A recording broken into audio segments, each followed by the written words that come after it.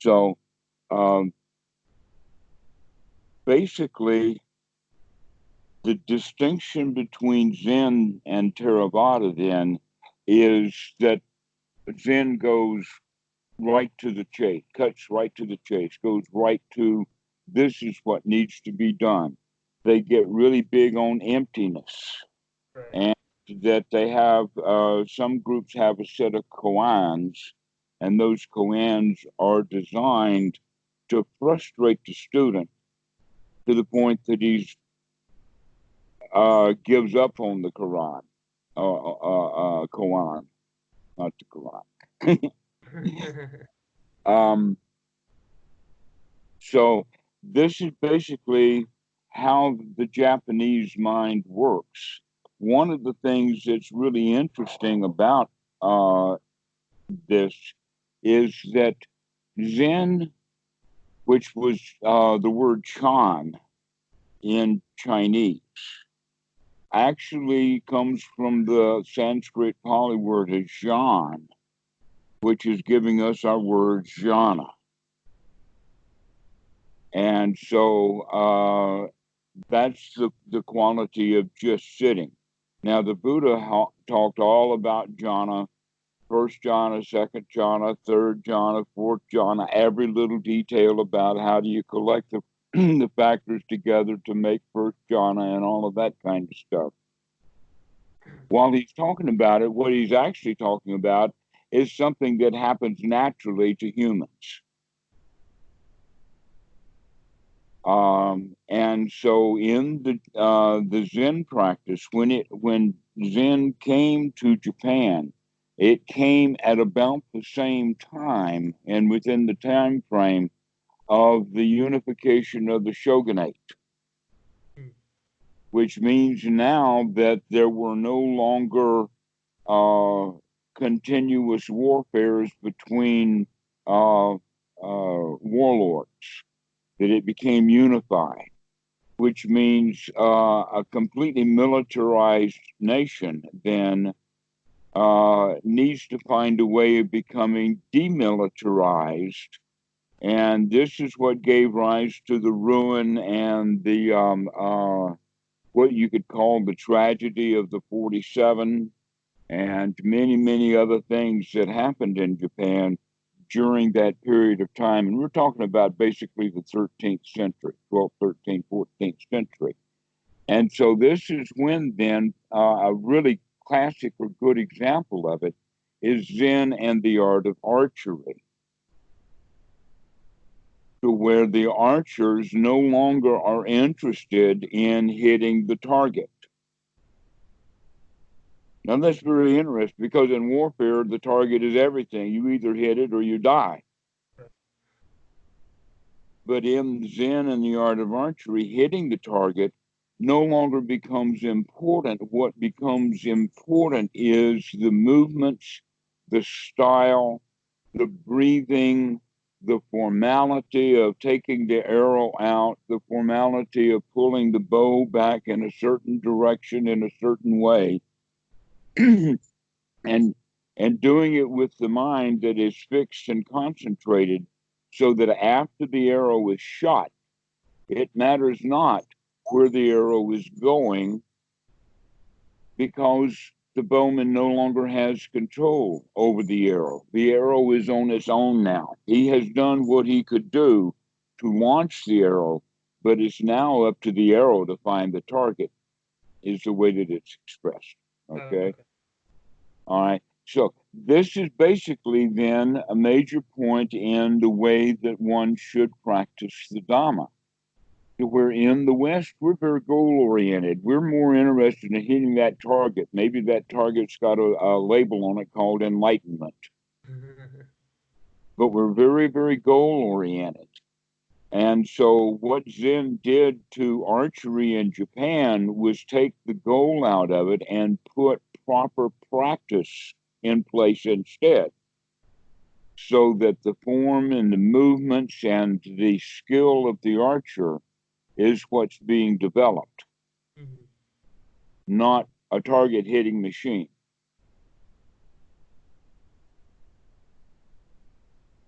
seem to have frozen again.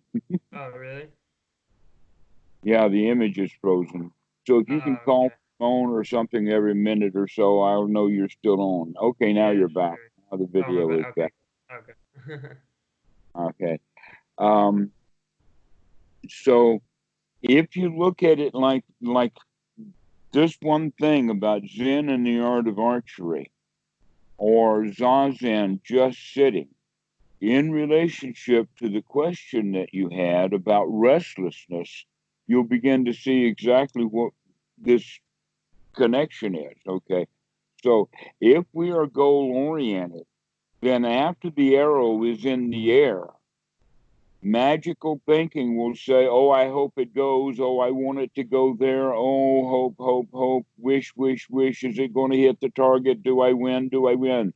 Those are the kind of thoughts and feelings that are arising that are exactly related to this issue of restlessness. But if you can launch your arrow, uh, let us say, with correct form, with correct breathing, doing all of the body postures and all of that equipment that goes with it, then when the arrow is launched, we can relax. That one of uh, the qualities of the tournaments, and they do have tournaments. They don't have competitions for this Zazen or this Zen archery in Japan. There's still several schools. Two of them are actually horse mounted. Um, when they do have an exhibition, one of the things to look for is after the arrow is launched, what does the participant do? If he continues with his form, that means he's, let us say, perhaps just going to walk off the stage while the arrow is still in flight. So instead of looking where the arrow goes, he turns and he walks this way, completely unconcerned with where the arrow goes, or at least trying to show the audience that he's unconcerned. That's actually part of the practice, is to not be interested in where the arrow hits. And you know that just being physics, that bullets, because they're so small and have so much power, that's launched using a barrel and explosives, arrows launch differently, and therefore, because they're also bigger, they are slower. That it takes quite a long time for an arrow to come. Um, and so, if the Zen archer is intended on doing form correctly and getting that down exactly correct, it's very much, in fact, related to Tai Chi, because Tai Chi is nothing but martial art slowed down. And so the Tai Chi exercise is actually a military kata, or a form.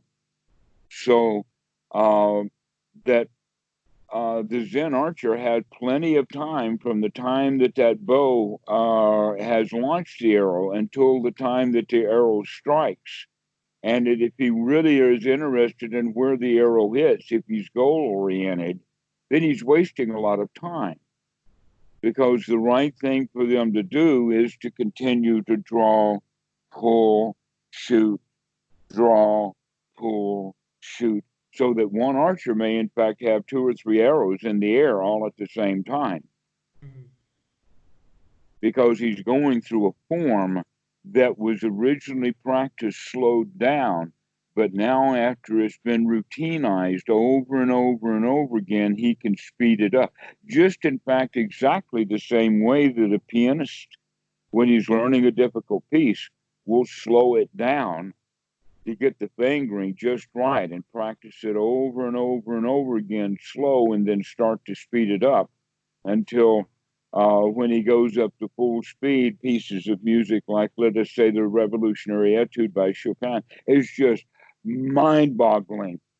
The complexity of that music, and yet human fingers can do that. Right. And it's the same thing then. So, this is the quality that has led from the teachings of the Buddha right into Zen, And the whole quality of the Japanese method with martial arts and that sort of thing that leaves the essence there, but cuts out a lot of the detail that is actually quite useful. So this Zen master that I was telling you about, part of his story is that it took him more than 20 years to figure out the word just. From day one, he had sitting. Right. And so the basic letting go. So one of the things now that you and I are going to be working on is this issue of restlessness and how to let go of it. Okay. All right. So restlessness, first off, as you probably heard, is one of the five hindrances. Yes. That word restlessness is actually not a word that is commonly used in English, but it's certainly used more often than the word mindfulness. That it seems like the word mindfulness is almost all Buddhism all the time, that it's not even used in the rest of the vocabulary. So, this word restlessness, we have a lot of other words in English language for that because it's so common. And that by looking at the situation from various angles, we can then derive why we have all of this language about it. So let me give you a short list. Instead of using the word restless, we can also use the word boredom. Mm. Instead of restlessness, we can also use the word anxiety or being uptight or stressed out. Okay, these are kind of the things, and that you can see restlessness in two ways. We can see it one as a hindrance and the other one as a fetter. Now, what we mean by the word hindrance is that which is preventing us from being at peace in this present moment, right now. Right. And so, if the mind or if the body or the body mind complex has restless in it right now, then that restlessness is the hindrance to deal with. But as a fetter, it's an underlying tendency. It's something that comes right out of our instinctual package, the way that each human being lives their lives. We start out almost completely instinctually, and then almost all people continue to lead instinctual lives. They'll have an intelligent and intellectual life, but they do that basically for the outside world, not the interior world. And because of that, we stay really ignorant about what's going on inside while we allow old programming that's built into our DNA rule our lives. All right. And so basically, what we mean by this deep fetter is that it's instinctual nature that comes up inappropriately. Now, the most primary instinct is the instinct of self preservation. Right. Perhaps a better word would be organism preservation because there's really no self there. And whatever the self preservation mechanism is actually trying to protect, it actually has no concept of self. That the self is a concept at a higher level, and it's more of a storytelling mechanism.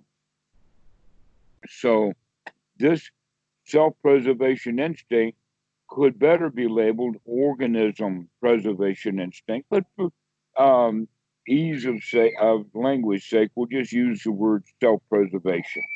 So this self-preservation mechanism has to protect that organism, and so uh, let us go back way back. Uh, 50, 500 million years, something, back to the age of the time when there was nothing much around but crocodiles and snakes, Sure. perhaps dinosaurs. All right. And that the shape of the brain of an alligator is actually the same shape as part of the brain of the human being. And this is so well known in science that they actually call it the reptilian brain. Now, everything that that reptilian brain can do in a human, it can be done in the alligator, or everything that an alligator can do. Everything that an alligator can do, you do with that part of your brain, and everything that alligators cannot do, you do with higher qualities of your brain that they don't have. Does that make sense? Yes. Yeah, that's an important part. Why? Because it's better to actually live our lives as humans rather than living our lives as alligators. And yet, almost all the humans I know live their lives as alligators. Now, one of the things about an alligator swamp is that it's a dangerous place. Yeah. And alligators have to be on guard. They have to be quick reacting. All right. And so this is what that self-preservation instinct really is to guard us against danger. Right. And yet in the human society that you live in, things are rarely actually dangerous. Very true. Yeah. Even if you get a letter of eviction in the mail from your landlord, that's still not actually dangerous, that piece of paper. And yet you can see what state of restlessness and anxiety people would go into based upon that fear of the danger that they perceive that's not actually there. Right. All right. So when humans normally perceive things, they perceive it through a filter of this instinctual system to come up with an internal um, reality that doesn't actually match physical reality. So going back to Zen, Zazen, then that just part means stop adding to your experience and just be here with what's happening really, rather than adding a layer of uh, instinct to it. Right.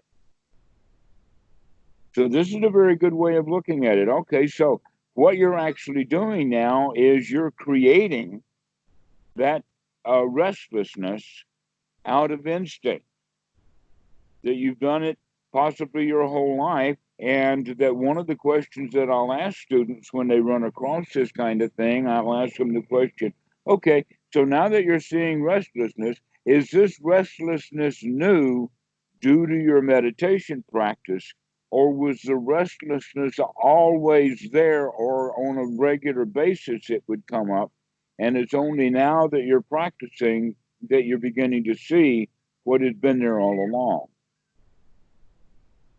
Right, yeah. So, yeah, originally I had thought it was because of meditation, but the more time goes on, I realize like, oh, I mean, it's clearly not, because it's during daily life, and like also for it to be happening for this long, even like during periods of time where if I go like a week without meditation or something, it'll stay there. So clearly, it seems like I've just revealed something that was yeah, hiding there, like you said. Okay, so this is what is important for the student to recognize is that you're making progress.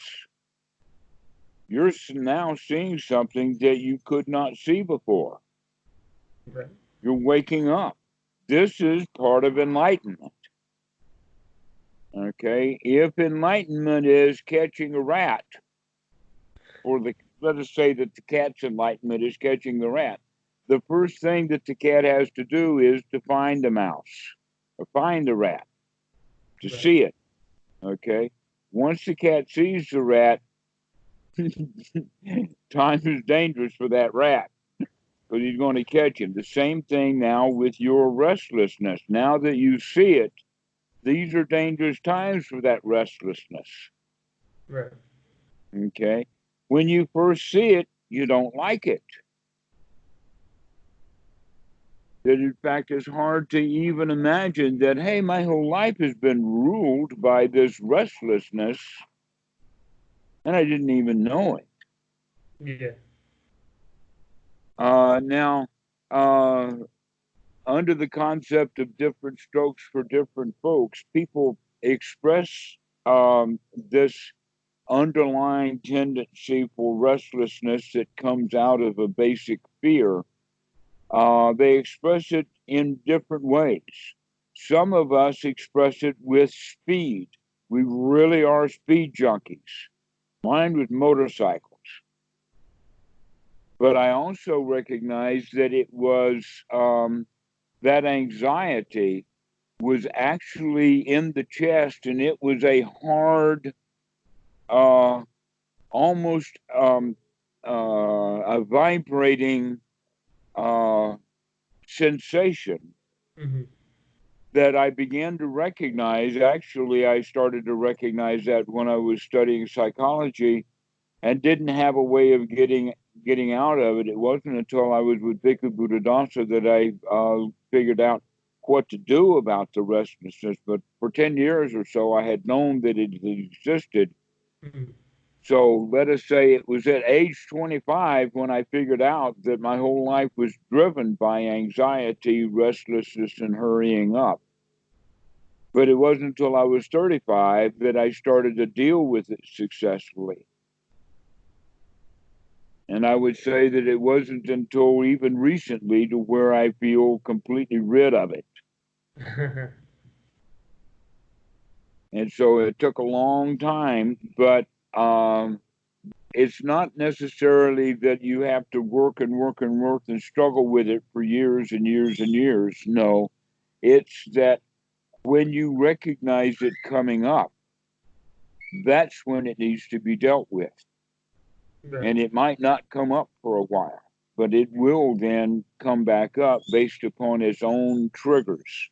Yeah. The Buddha calls that adventitious defilements, in the sense of uh, this basic core restlessness that is there. Uh, when the fear goes down, the response of being restlessness or restless and uptight, because that's not the only response that people can have to fear. One of them is anger, Mm-hmm. sadness, grief. Okay. But in fact, grief is fear of loss after you've lost something. So, everything, the basic primary motivation for alligators and therefore for monkeys and humans is fear. We are fear driven machines. In the past 100 years, Freud and psychologists have figured that out. And so that's why politics are in the state that they are now, is that it's fear driven. Right. You can't get happy people to vote. They're not restless enough to drive to the polls.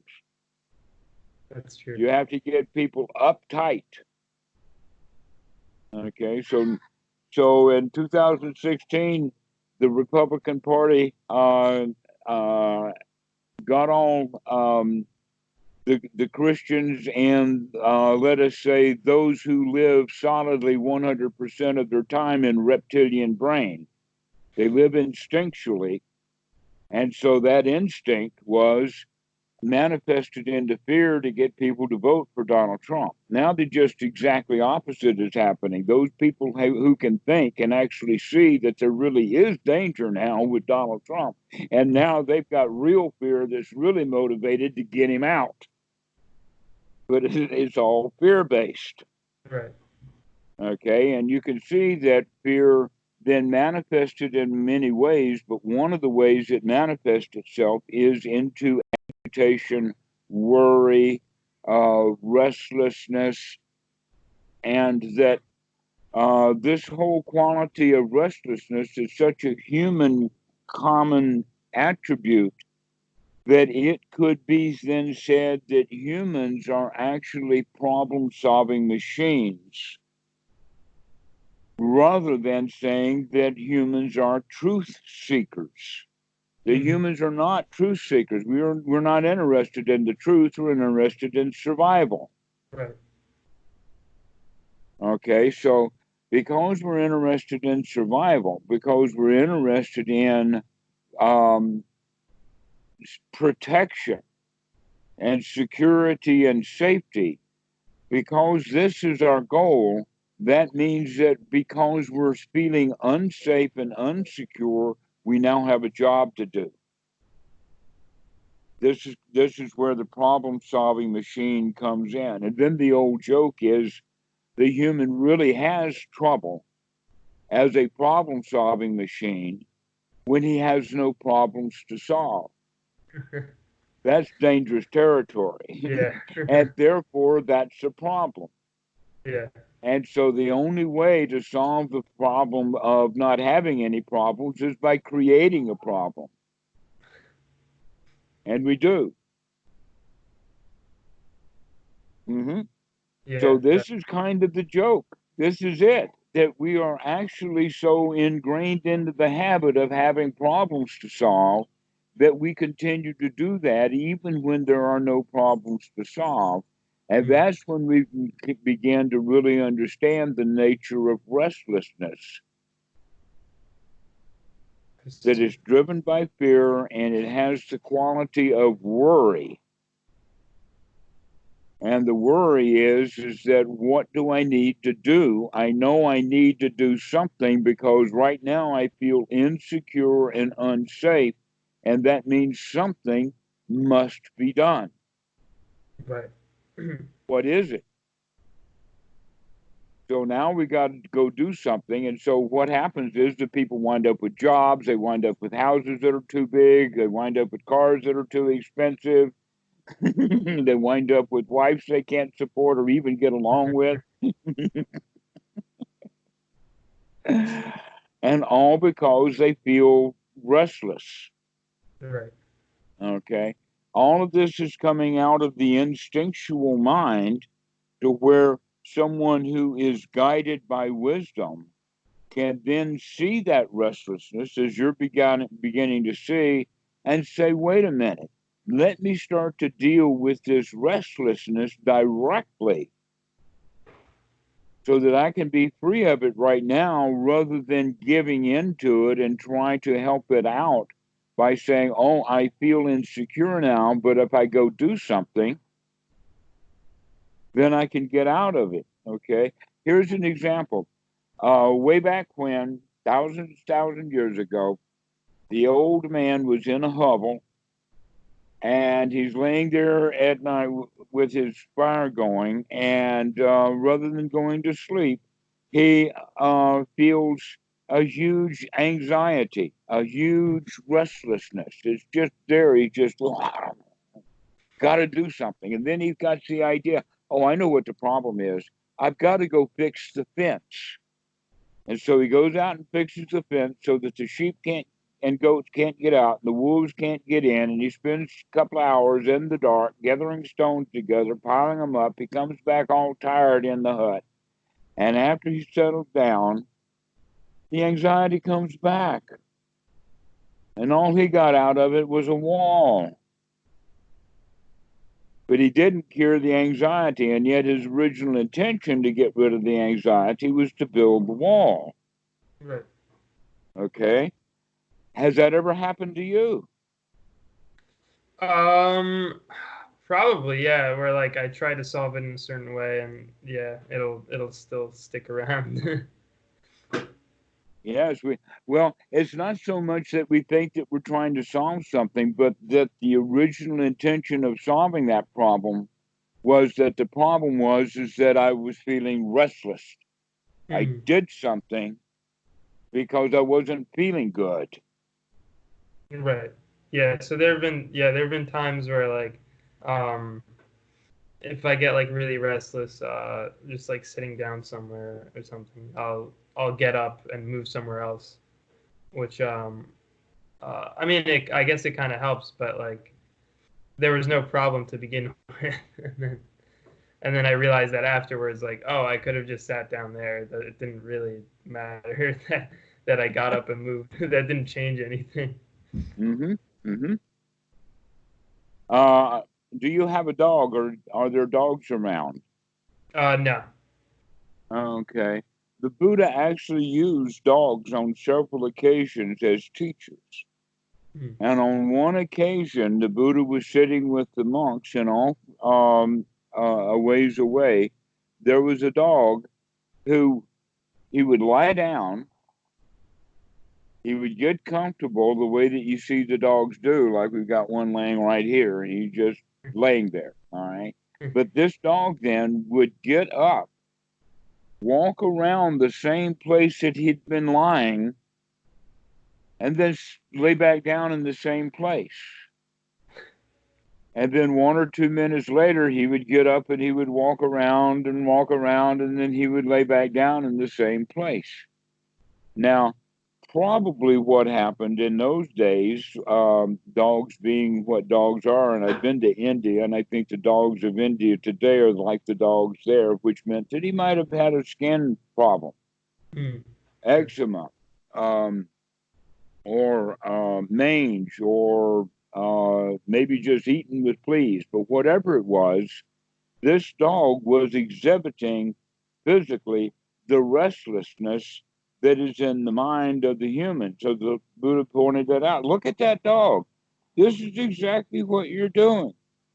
You lay down to rest, and then you won't let yourself rest. You get back up, you circle around a bit, and then you lay back down, but you won't stay and rest. You get up and you walk around and around again. Because when we are laying there resting, we don't feel at ease. We don't feel rested. We don't Yeah. feel secure that something's not right. Right. And okay, so let's look at that quality that something is not right, and that this is what gives rise to that. At a subtle level, it can be called boredom. It can be called anxiety. It can be the reason why uh, actually some people like it.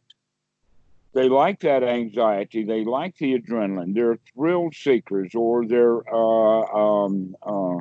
uh, crazy behavior junkies, jumping out of airplanes, things like this. Right. They're looking for a thrill, and I know because that's what I was doing with thrill seeking, was driving the motorcycle way too fast. Hmm. Cars, they have to, if you're driving a car way too fast, you need some road, but a motorcycle, it doesn't need no road. It'll take whatever piece of road that you can, like that, in and out of traffic. And so, to do that, you have to really see what you're doing far ahead, Hmm. but it's dangerous out there. And that anxiety is what drives these kids to go high speed. Eventually, this is also, though it's internalized, this is also what they're doing with playing video games, Hmm. is Right. getting that adrenaline going and getting really excited and all of that kind of stuff. And then it's kind of residual. So that if they would sit down and relax, they find out that it's hard to relax. I haven't spent much time relaxing before. I've been spending all of my time getting myself as all junked up and as excited as I could, feeding that underlying fear, that underlying tendency. Yeah. Okay, that in fact the gamer will play. Let us say that he's on Nintendo and his Nintendo machine breaks. After a while, boredom is going to set in. He's going to get Yeah. really restless now. Well, his restlessness was played out in the video game that he couldn't see. Now that he has no video game, the restlessness is really a painful thing. Yeah. Okay, so now we're beginning to understand that we can actually gin it up. And if we can gin it up, then we can also bring it back down. Right.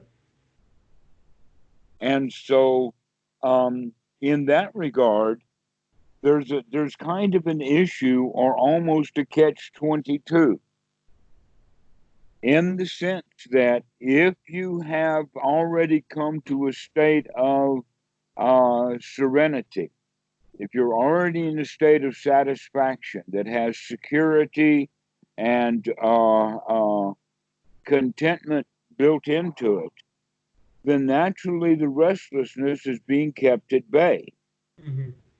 But if the restlessness is there already, how can we bring ourselves into a state of contentment and Right. Yeah. satisfaction and rest? Okay. Yeah. So So, that's I've been having trouble with that. all right. So now we're getting right at it. Okay. So this is what we do. First off, an important quality is taking deep breaths because the breathing will help reduce the amount of adrenaline and other chemicals that are in the body that are Mm-hmm. being produced from this state of fear. Okay, Okay. fear. Another quality that happens with students is drowsiness, and drowsiness and restlessness have the same antidote. And what that is breathing. That when people get really drowsy, that means they're not getting enough oxygen, and the frontal cortex of the mind kind of goes to sleep, leaving the reptilian brain as basically the only thing that's left. Sure. But when they start to breathe again, then that means that they're beginning to wake up the frontal cortex. But while the body is churning out this these adrenaline and other um, chemicals that we then associate with restlessness, that we can experience this right in the body. In fact, I mentioned that before, but Mm-hmm. you also know. So I could ask you this question: where do you experience restlessness when you experience it? Is it in the chest? Is it in the throat? Is it in the Um, belly? it depends. Usually it's around like where I'm breathing. Yeah. Uh, so yeah, chest or yeah, throat. Usually around Yes, in fact, all of the places that I mentioned were all associated with breathing. That's there. right. Yeah. Yeah. And so um, there's another quality besides getting enough oxygen in, that when we breathe deeply and open the lungs up and get all the bacilli functioning, then several other things happen. One is that any extra moisture that was in the lungs can now be dried out because of the change in the temperature of the air. You know from science that when air cools off, it cannot hold as much moisture. Right. That's why cold and rain are associated together. But Sure. when it's hot, that means that the air can hold a lot of moisture. So in a hot desert, you can put moisture in the air and it's gone because you have no way of filling it up. Okay, so the same thing happens in the body. The warmth of the body warms the air when it comes in, then making it capable of holding a lot more moisture than it had when it came in. Mm-hmm. So we begin to then expel a lot of that moisture. Well, some of that moisture also has other qualities to it that you can actually see as you can call it mucus. And that mucus also can get evaporated. There are other things also, and that is amino acids. We are basically nothing but an acid factory. Humans are acidic. And that one of the qualities of carbon dioxide mixed with water, is actually carbonic acid. Did you know that? Yes. Okay. So there you are. Carbon dioxide being taken out of the cells, putting into the blood, makes the blood acidic. Also, adrenaline is a kind of an acid, and it kind of breaks down into even more basic acids called amino acids, and that these things also are given out by the lungs. This is why every human being breath smells, because there's stuff coming out of the body. It's not just out of the mouth, but it's out of the lungs also. So doing deep breathing actually helps purify the body of a lot of the stuff that's associated with anxiety and uptightness and whatnot like that. It's the residue. You can almost also think of it as the exhaust. Mm-hmm. The exhaust of the body being in a state of exhaustion over being uptight and restless. We need to expel that exhaust and get it out, clean out the body. And we do that with breathing. So this is why the out breath is really valuable and important right from the very beginning of one's practice, is to make sure that it's kind of like a sigh, because a sigh is very much like a let go. Yeah. And that helps empty the lungs of the chemicals that are associated with that. Now, a lot of people think that the hindrances are actually thoughts, but a better way of looking at the 5 hindrances, called the Panch Nirvana, is that whatever it is that hinders the mind from being at a state of peace and homeostasis. And so sometimes it's thoughts. For instance, restlessness is generally associated with the word worry, where the mind is going, and then the chest is going at the same. Okay, so worry we can begin to deal with directly in the sense of starting to control the kind of thoughts that we have. Mm-hmm. Instead of just allowing the thoughts, we're going to start intentionally working towards a goal using the breath. And so basically, we start from the very get go in the sense of you're told to sit down and watch the breath. The first thing that's going to happen is you're going to become aware of that you're not watching the breath. Yeah. Okay, that the mind has wandered away from the breath. So when that happens, the first thing that we need to do is to wake up to the fact that the mind has wandered away from the breath. This is what the new practice is. Because in our old, regular, ordinary lives, the mind was just off wandering and we didn't have any monitor or action or cue or anything about it. Right. And so it was just in its ordinary state. Now that we're beginning to practice mindfulness of breathing and using breathing as an anchor, we're developing a new skill that we call sati. Mm-hmm. And that word sati is just all over the suttas. For instance, sati is one of the factors of enlightenment. Sati is one of the Eightfold Noble Path. Sati is in Anapanasati. Sati is in the Satipatthana. It's just literally all over the place. And what does the word sati actually mean? It's translated into English as mindfulness, but it has a much more important pointed quality to it, and that is the quality to wake up. That if someone does not remember to be mindful, he cannot be mindful. This is actually a waking up to recognize the mind has wandered away from the breath. You're also beginning, and soon we'll be practicing after we talk about it, that you will also wake up to the anxiety or the restlessness that's right there in the moment. In fact, the restlessness can be associated with the very thoughts that have gotten the mind spun up again.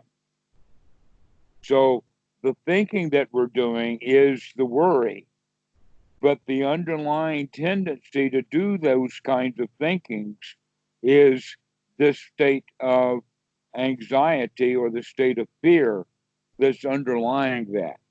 Mm-hmm.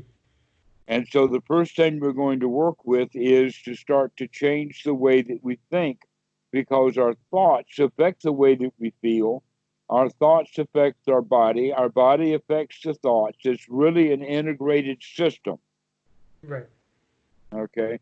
So that the weather in California really does affect the weather in Utah. So the weather in the body really does affect the weather in the feelings, and the weather in the feelings really does affect the weather in the mind, and the weather of the mind also. So the first thing that we can begin to do something with is the mind and the body, to where the feelings are a little bit more difficult, a little more subtle to get down to. So we work with the body and the mind first. Mm-hmm. When we bring in the feelings, now we're beginning to incorporate all of the satipatthana. And so the thoughts that we have are like the objects of the mind. And then the states of mind, what we just did when we had sati is that we woke up to, what is the mind doing? What's happening right now? What am I doing?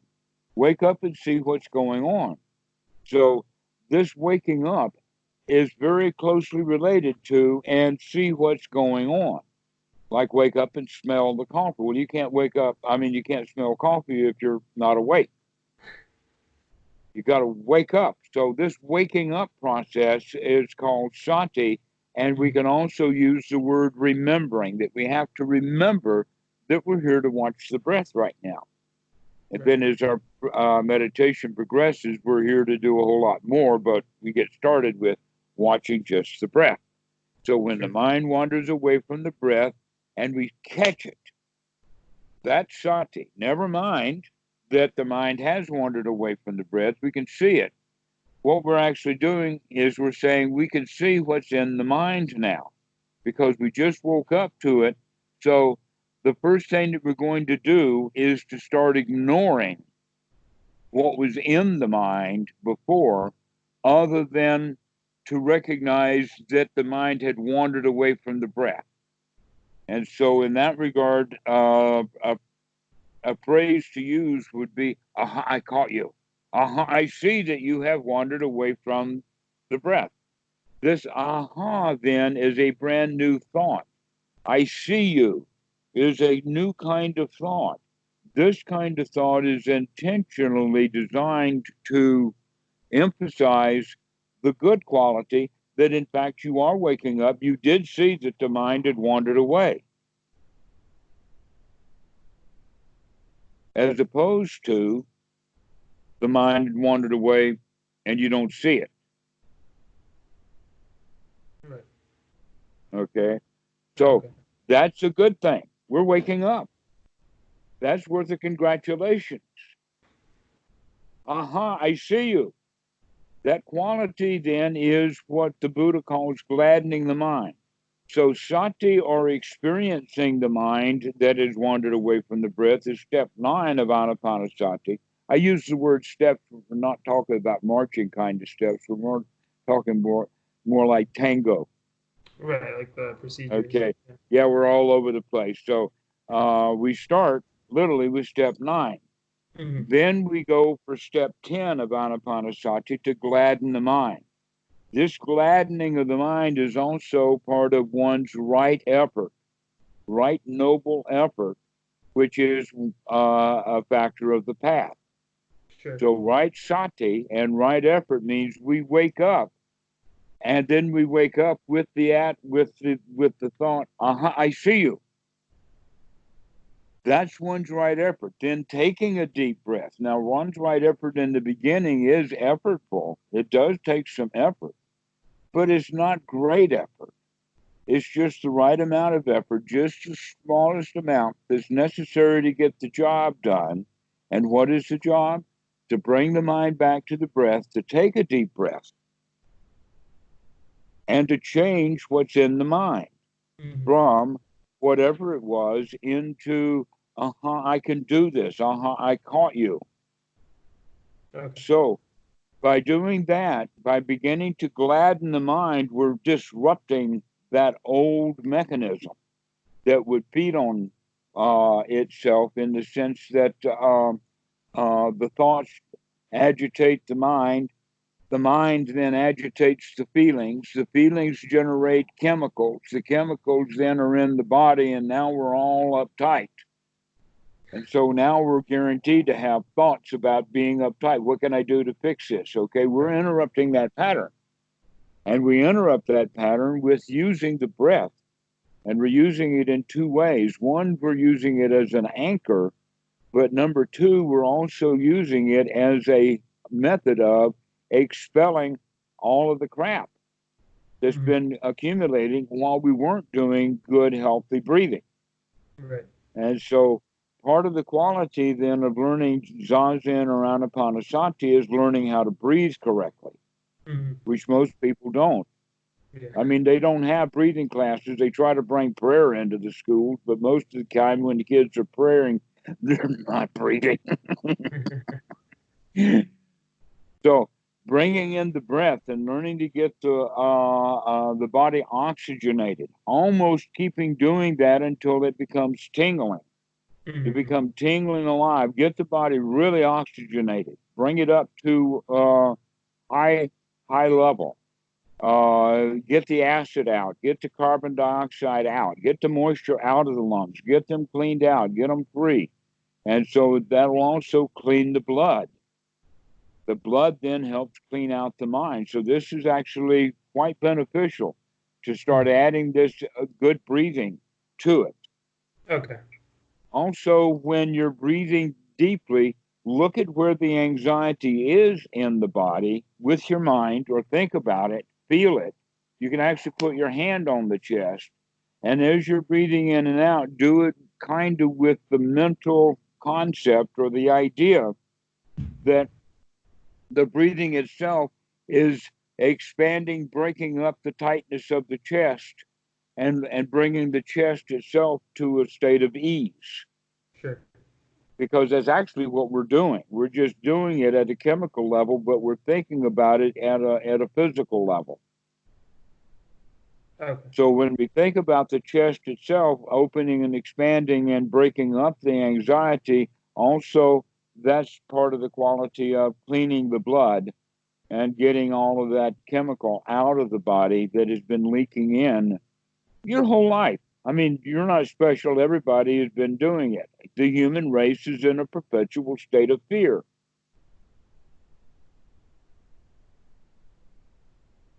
We're all in a perpetual state of fear. Yeah. If you weren't afraid you'd lose your job, you wouldn't get up and go to work today. Huh? It's true. So what we need to do now is to begin to practice being in a state of no fear, to actually practice being in a state of fearlessness. We do that by breathing, by getting the oxygen, so that we can then throw those kind of thoughts out and substitute new thoughts. And the new thoughts are, this is okay. I can do this. I can come out of my anxiety. I can come out of my fear, and I can. This is basically, I can do this. This is the important quality that changes our attitude. Now, surprisingly enough, this attitude that I'm talking about is part of the Eightfold Noble Path. Right view, right attitude, right remembrance, or right sati, and right effort. These four items we begin to use in our meditation right from the very beginning. Right. You could also say that while you're sitting and doing nothing, um, you're not choking anybody, you're not stealing the girl's handbag beside you, you're not talking trash to anybody. So, in that regard, your sila is already perfect in that moment. So now we're beginning to practice the whole Eightfold Noble Path when we really start to apply this right attitude. And the right attitude is the attitude, I can do this. We can finish this off.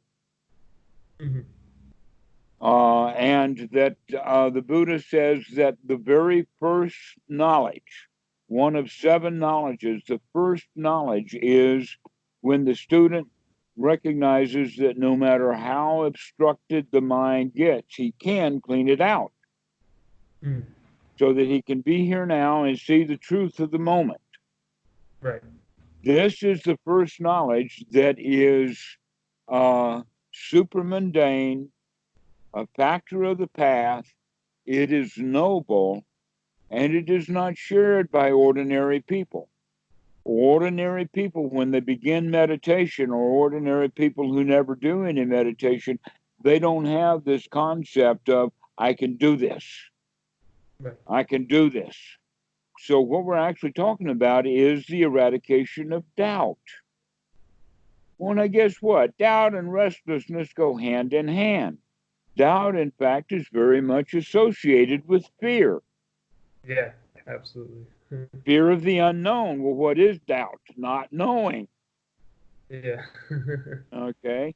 So we're developing a method then of working at it from the other direction of, I know I can do this, and I am eradicating the doubt about whether I'm capable of watching the breath or not.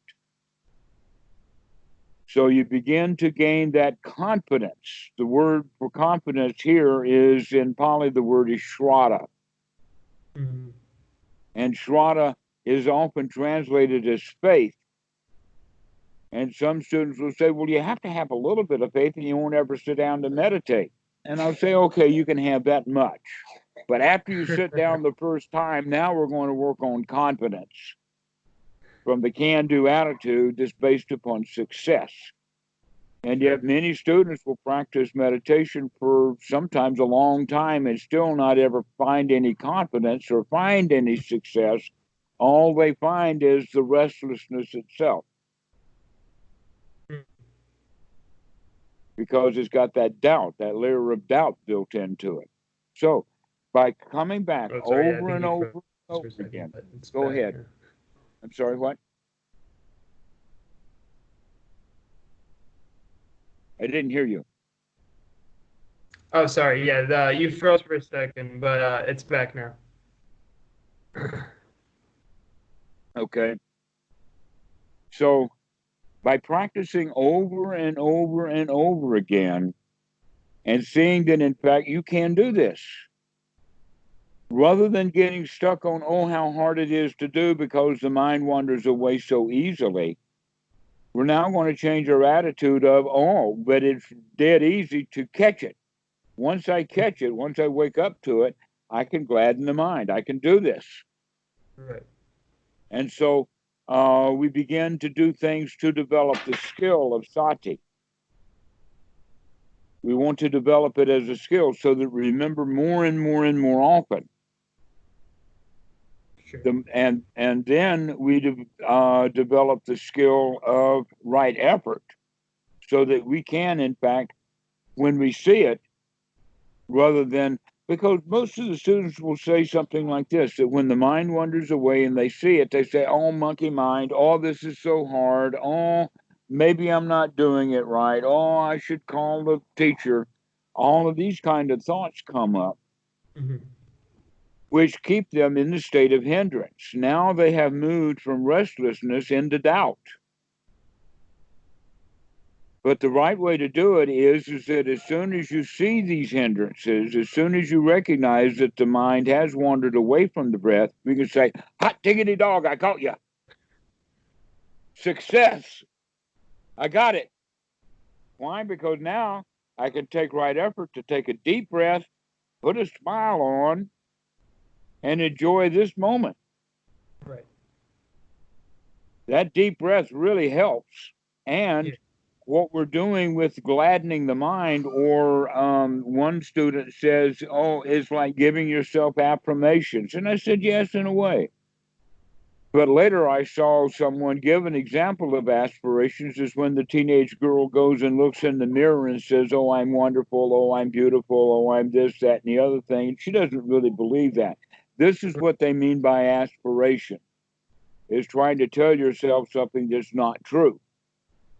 In this case, we're telling ourselves something that is true. Absolutely, it is true. You can, in fact, clean out the mind. You just did it. Right. You just took it out. Whatever the restless mind was thinking, whatever worries were there, we can throw those out and we can say, hey, right now, I can think about taking a deep breath. Right now, I can think about the body. Right now, I can investigate the body to find out where the residual restlessness is in the body and breathe into it and become free from it. So that now we begin to develop a state of satisfaction. And that can-do attitude is most important. Right. In fact, next time you call, we'll go into it more deeply. But in the Pali, this deep well-being of the attitude and the feeling of I can do this is what is referred to in the Pali as piti, and is wrongly translated as rapture. Oh no, piti means that, I got it. It's almost like winning a gold medal in the Olympics. Except that how many gold medal Olympics champions are there? They've got what, hundreds and hundreds of things. They do it every 4 years. And so literally there may be thousands and thousands of gold medalists on the planet Earth right now. That's true. All right. Yeah. But this is even better than getting a gold medal. This is getting the gold star, as it were. this is getting the mind cleaned out. This is actually doing what the Buddha himself recommended. Another way of saying it, this is the noble, or this is the highest quality that human beings can achieve. And here I am becoming successful of it. I'm rising literally to the very top of humanity. That's worth a gold medal. And so this is, and in fact, if you think about it, it's okay for you to have this kind of pride. The kind of pride that says, look, I have been a loser. All of the people around me are losers. Everyone's a victim. But right now, in this moment, I'm a champion. I'm a winner. That's what the attitude has changed, because we were raised from childhood to be victims. All of the adults are bigger than the kid. The kid has to do what he's told. The kid gets slapped around. The kid has to do things he doesn't want to do, like learn ABCs and 1, 2, 3, and learning how to read. Nobody wants to do any of that kind of stuff. And so we grow up as victims. And then we stay victims, but now we become victims of the church leaders. We become victims of the government trying to keep us afraid, keep us in that state of victimhood. Right. I call it the GREB. There are 4 of them. GREB, G-R-E-B, government, religion, education, and business. They all operate on getting you to be afraid. You cannot be happy until you buy that car. You cannot be happy till you join that religion and pay them. Right. All right? You cannot be happy until you know what that university has to teach. And you cannot be happy no matter which way you mess with the government. They're going to make you unhappy. That's their job. They need your vote. And you're not going to vote for them if you're not unhappy. Okay, so in fact, the entire big part of our culture then is conspiring against each one of us. Even to the point that the most wealthy people in the United States are still caught in that trap. They're not the bosses. They're all victims. Only the one who can see this, only the ones who practice meditation and Zen correctly can come to this restful place of just sitting comfortably, happily, free from tension and worries and anxieties, and be comfortable knowing that they can do this, that confidence builds up. Okay? So this is the way to begin to practice. Okay. Now, later when you call, we can begin to talk about in more detail exactly what these various steps and states are. Today, what we've done is we've covered step 9 of Anapanasati in the sense of sati, to wake up. We've also been starting to talk about step 1 and perhaps step 2, and then even a little bit of step 3 in the sense of experiencing the body with this anxiety in it. Where is that anxiety? How do we feel? Look at what the body is doing. So we're beginning to work with body, and we're also now working with mind in the sense of gladdening the mind. Right. But next time we'll begin to work more with the feeling of how do you feel like a champion? How do you feel satisfied and safe and secure? Okay. Okay. So Yeah. so we work with mind first, but the first quality is, aha, I see you, anxiety, rather than, oh no, anxiety. All right. We begin to get right on top of it. Okay. One of the students said something it sounded so great. He says, every human is an emperor of their own pile of dirt. So the question is, are you going to be buried under that pile of dirt, or are you going to actually be its emperor to Right. get on top of it? Okay, so this getting on top of it is a mental exercise, and it comes with that one statement, aha, I see you. That takes you right from out from under the bottom of it. It's no longer covering you. You just now came on top. You're Right. now the winner. Quick change of attitude is all that's needed. Yeah. And so we'll talk about that next time. Okay. But for right now, do you have any questions about what we've been?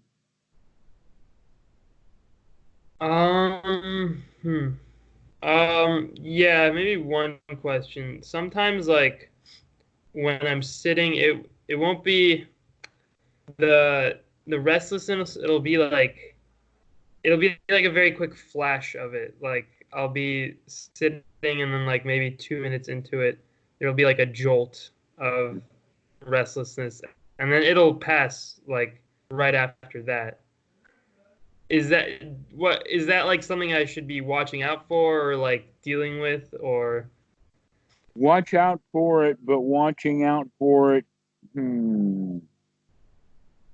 how to say it? It's not so flashy as you might think. It has a beginning and a middle and an end. And see if you can distinguish those. That normally the okay. flash is just the middle, but it had a Okay. beginning. It had an arisal to it. See if you can hmm see the source of it, Okay. because naturally the end of it is going to be to take that deep breath Right. and dispel it. Yes, it does kind of come a sudden flash like that. Is what it feels like. hmm Okay. Uh, but upon investigation, you can find that it's a little more steady than that. hmm Okay. That it's got levels, almost to Yeah. the point that it said it's this level and you don't know it, but when it comes to this level, now it feels like a sudden flash, Right. Okay. to where it did not come from all the way down, all the way up to a flash. It was already there, and then it went up. So beginning to see it when it's there before the flash threshold is reached. And you're getting good at this. I mean, after all, you're beginning to see this now. You're going to Yeah. get better at it. Yeah. Yeah. So don't become frightened about what I just said, because you can do Yeah. this. Yeah. Okay. And then one more question. More not really related to this, but it's still related, but like not to this exactly. I've been feeling like sort of disconnect from my identity, I would say almost, or like a separation from it. I don't know. It feels like sometimes like when I'm talking or something, or when I'm doing something, it feels like I'm not really there. It's like it's a Well, weird you're feeling, not. but yeah, That I don't that know, but self or it seemed to selfish. be Basically, we can say this self identity arises and passes away. That you don't have it all the time. right. And that when it does arise, that's where that's the door for suffering to come in, or dukkha, or unsatisfying. That when we're not in a state of selfishness, then there is nothing to be dissatisfied. And everything then is copacetic. Everything is easygoing. But Mm-hmm. when we become selfishness, and that selfishness basically is then the arisal of the self-preservation instinct. Right. Okay, so Okay. when the instinct arises that some danger is there Mm-hmm. or something's amiss, that's the arisal of the self. They come together as a package like that. So Right. yes, it's good that you can recognize sometimes you feel like a nut and sometimes you don't. Now I know that's an almond joy commercial, but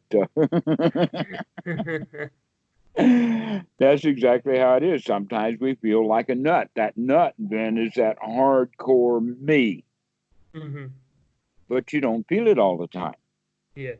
In fact, the more you practice, the less often you see it. Most Mm-hmm. people are stuck in it full time and don't know it, or are stuck in it quite often. Mm-hmm. And that's the state of suffering. In fact, you'll see soon enough that your anxiety or your restlessness is associated with that self that Mm-hmm. needs to be protected. To where your wiser brain will tell you there's nothing to be protected from. There's no danger right now. Right. Okay. All right. Yeah, I think that's it then. Okay, excellent.